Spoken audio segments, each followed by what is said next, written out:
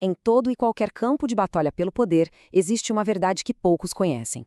A vitória não pertence necessariamente ao mais forte, mas sim àquele que consegue dominar a arena mais importante de todas, a mente do adversário.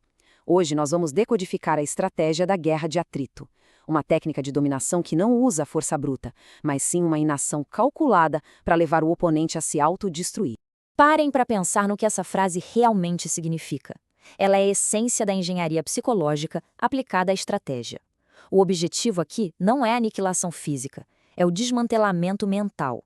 É um processo onde o adversário é induzido a se tornar o arquiteto da própria derrota. É exatamente aqui que a gente separa os amadores dos verdadeiros estrategistas. Porque a guerra de atrito é uma disciplina. É a habilidade de dominar um conflito através do silêncio absoluto, convertendo a própria energia do oponente numa arma que se volta contra ele mesmo. Olha só o contraste. É gritante. O amador reage. Ele desperdiça recursos preciosos em exibições de força que não levam a lugar nenhum. Ele grita, ele busca validação. O mestre do poder, por outro lado, observa. Ele entende que o silêncio é uma ferramenta de controle do ambiente, que permite que a ansiedade do adversário se torne o principal agente de desgaste. Certo. Agora, vamos dissecar o mecanismo por trás dessa estratégia. Por que, afinal, o silêncio é uma arma tão devastadora? A resposta está num princípio da psicologia cognitivo conhecido como vácuo de informação. O cérebro humano tem uma aversão profunda ao vácuo. Ele é basicamente uma máquina de preencher lacunas. Quando se cessa toda e qualquer reação num conflito, o que se cria é justamente esse vácuo. Sem estímulos externos para processar, a mente do adversário se volta contra si mesma. Ela começa a preencher o silêncio com seus próprios medos, suas próprias paranoias. E o que a gente vê aqui é o colapso cognitivo em ação. A incerteza gera uma carga de estresse que sobrecarrega o córtex pré-frontal, que é o centro de comando para o raciocínio e para a tomada de decisão. A capacidade dele de pensar estrategicamente é simplesmente neutralizada. E aí ele começa a cometer erros fatais, movido pelo puro desespero de resolver uma tensão que ele mesmo está fabricando. Ok, com a teoria bem estabelecida, vamos passar para a aplicação tática. Como é que se instrumentaliza esse conhecimento? Através da técnica do espelho negro, um método para se tornar uma força impassível, inabalável, bem no epicentro do caos. O princípio central é a não reatividade calculada. E atenção, isso não é passividade, de jeito nenhum. É uma postura estratégica.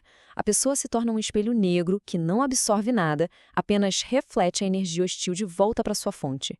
A agressão do oponente, sem encontrar um alvo, ricocheteia, amplificando o dano psicológico em quem a iniciou. A execução precisa ser cirúrgica. Funciona assim. Fase 1, o ataque. O oponente busca extrair uma reação a qualquer custo. Fase 2, neutralidade absoluta.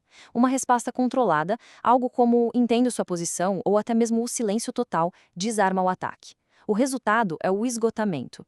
O agressor que esperava um confronto encontra um vácuo. A força dele se volta contra ele mesmo, expondo a sua própria impotência.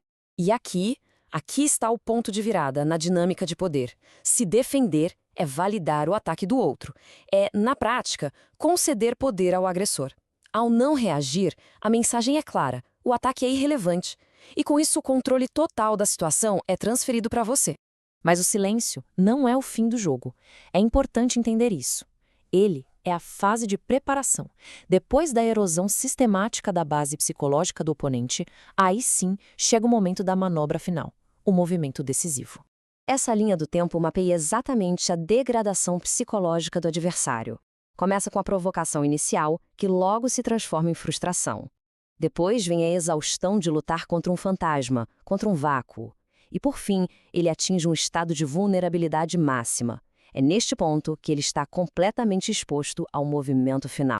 Com as reservas cognitivas e emocionais do oponente totalmente esgotadas, apenas uma ação é necessária. Uma, precisa e definitiva. Pode ser a revelação de uma informação crítica, uma mudança súbita de estratégia ou um ultimato. Sem capacidade de resistência, esse único movimento real encerra o conflito. E assim, a gente transcende da tática para a filosofia do poder. A verdadeira maestria não está na ação, mas na paciência estratégica de saber precisamente quando não agir. Esse gráfico ilustra perfeitamente a inversão de poder. A agressão vocal, o grito, é percebida como força por muitos, mas na verdade é um indicador de descontrole. Já o silêncio estratégico, em contraste, comunica preparo, confiança e um poder que não precisa de exibição. É preciso entender o ponto crucial. A paciência estratégica não é passividade, é na verdade a forma mais letal de agressão. Uma agressão calculada, que usa o tempo e a própria mente do oponente como armas, enquanto se aguarda um momento ótimo para consolidar a vitória. Então, fica a reflexão. Qual guerra é vencida antes mesmo de começar? A guerra pela mente. Aquele que domina a mente domina o resultado antes mesmo do primeiro movimento ser feito. O verdadeiro controle não está na força, está no silêncio.